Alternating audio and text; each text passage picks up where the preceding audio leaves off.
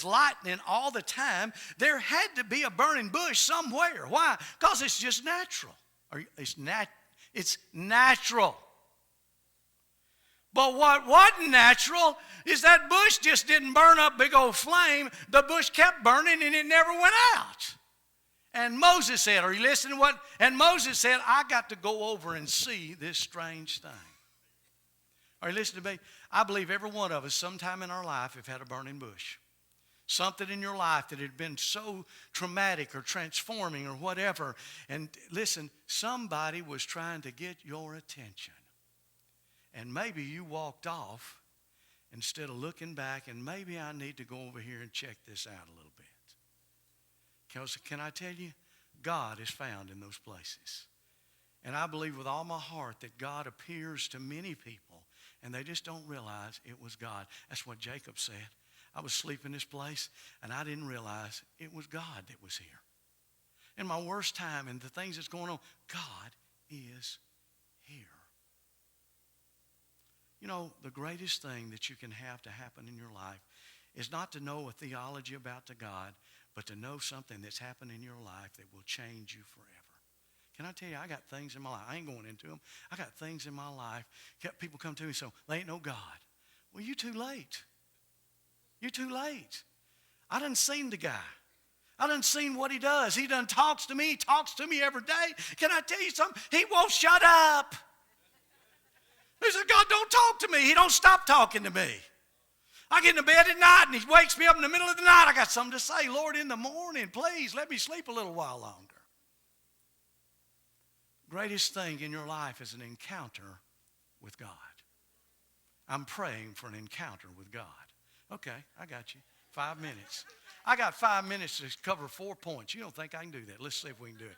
Covenant, listen to me. Covenant is about the presence of God because that's what it's about. Not just a head knowledge, but a life-changing experience. Passion. I'm praying passion. I'm praying presence. I'm praying passion. Passion is love. Falling in love with Jesus.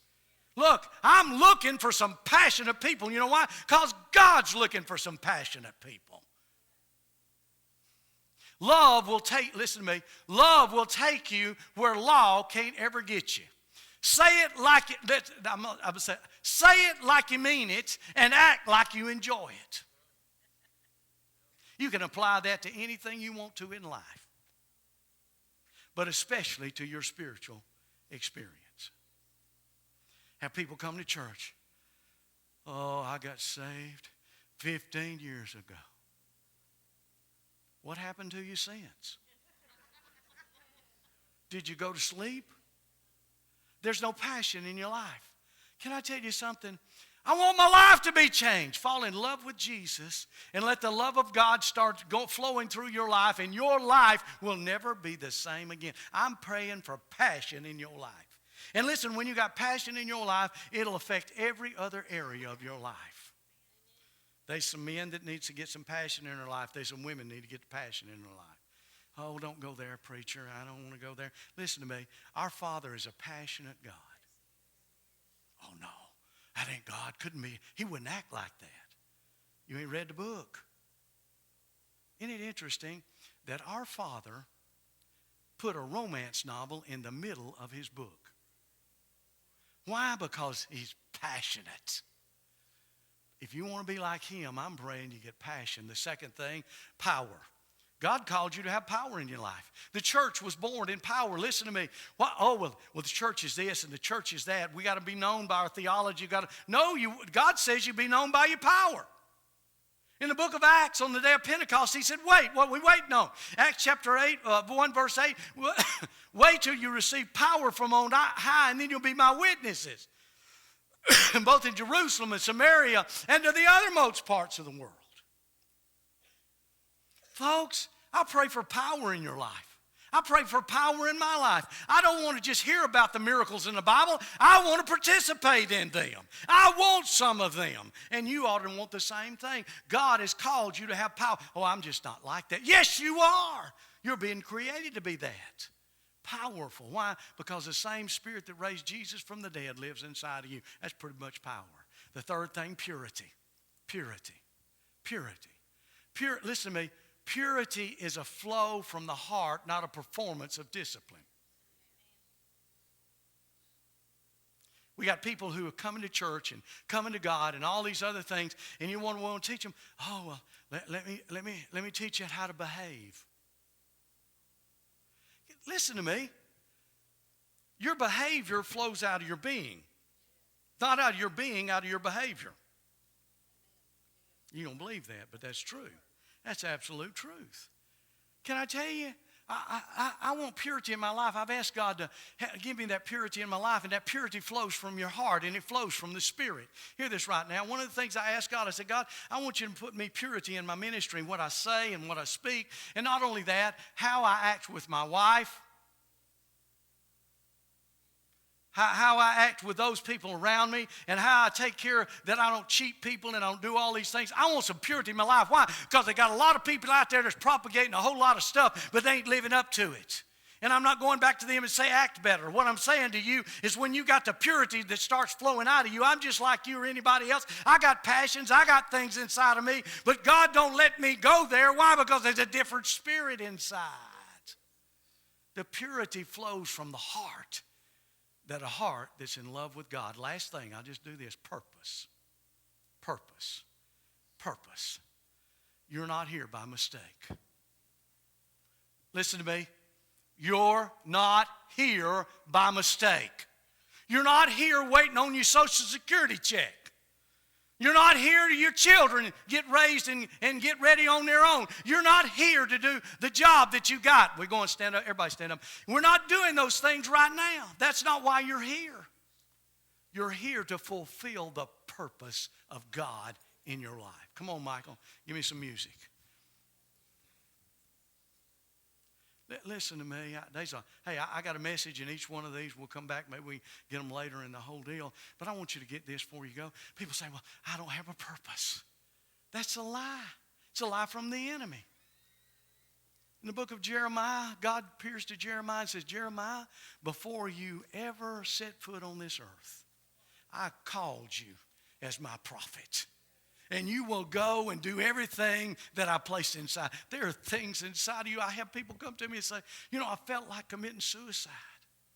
I never felt that way. I've been down and out. I've had things, well, you're just great. No, what I'm telling you is I got a purpose. See, I ain't through till God's through. I know I'm trying to land the plane. I'm trying, I promise. Y'all are standing. Y'all doing good. Let me just give you this. Y'all don't know this. About 4 weeks ago, I went bungee jumping without the bungee. I'm just now getting back into gear. I fell off a cliff and fell on a rock. And I started saying, I said, you know what? I praise God I'm here because I should be dead. And God spoke to me and said, He rebuked me.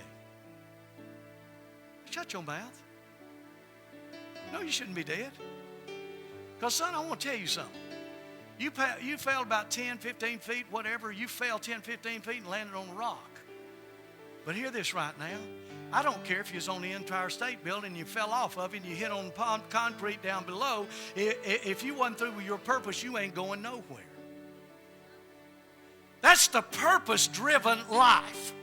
That I've got something to fulfill here. Why? Because my Creator put something inside of me and it ain't finished till He says it's finished.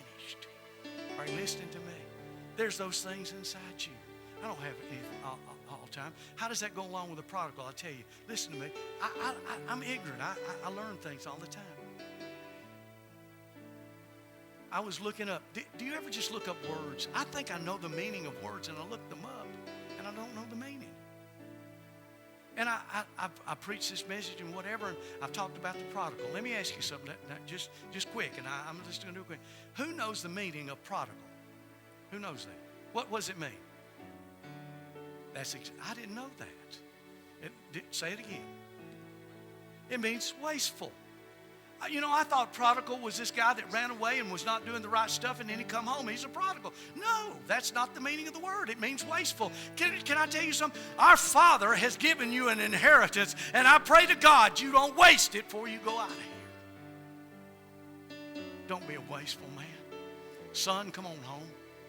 God wants to touch you today. Daughter, come on home. He's got a purpose for your life. Don't just sit there and endure God. Enjoy Him.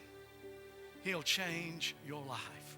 He'll not only change your life, He'll change your eternity. I want us to sing a song. And if you need to come, maybe there's some folks here who need to come because they just need a touch from God. Listen to me. You just need, I don't know if this thing's real or not. Come on down. We're going to show you it's real today. You're going to get an experience from God. Come on, we want to lay hands on you and show you that God's real today. There's some of you here today, you don't know your purpose and you're not sure. Listen, a purpose comes a little at a time, not all at once. Because God's going to see if you walk in what He's given you the first step. And after that, you'll get the rest of the steps.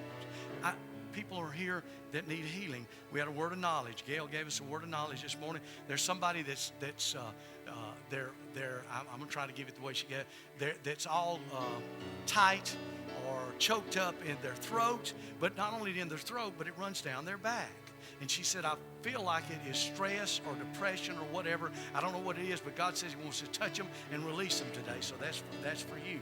There are other people today that you need healing or whatever it is. Why don't you come today and get an experience from God, not just stand there and hope you're going to have something to happen to you. Okay? Again, maybe you just need to come and just get along with God. Get along with Him. Or you stand in front of everybody. Yeah, but I want to tell you, when you get with God, everything else disappears.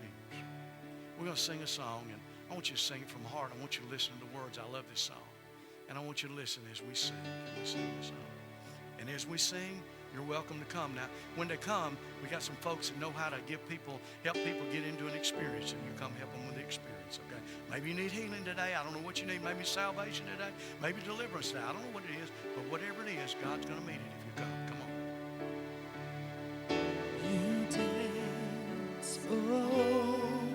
I love this song. Think about it. Come on, we need people praying. Come on. You sing Come on. all around.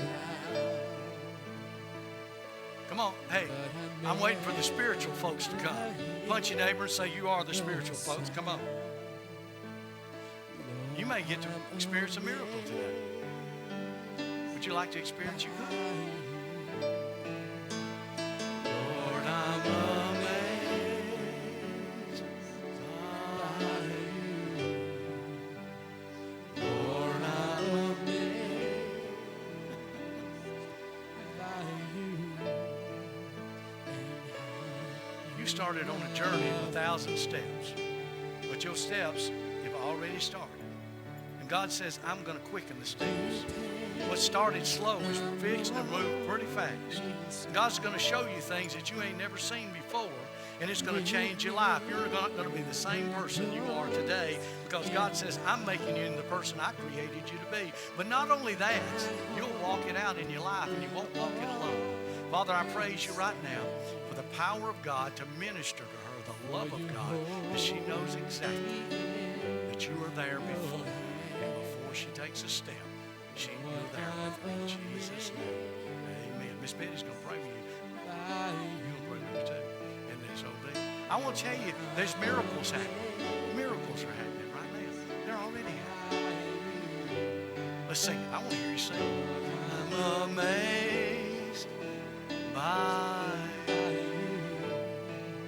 and how you love. We come to the paint part yet? We passed my favorite part. I want to sing that again. You paint The morning sky. Think about it. He painted it for you today. Miracle. He's got a miracle for us.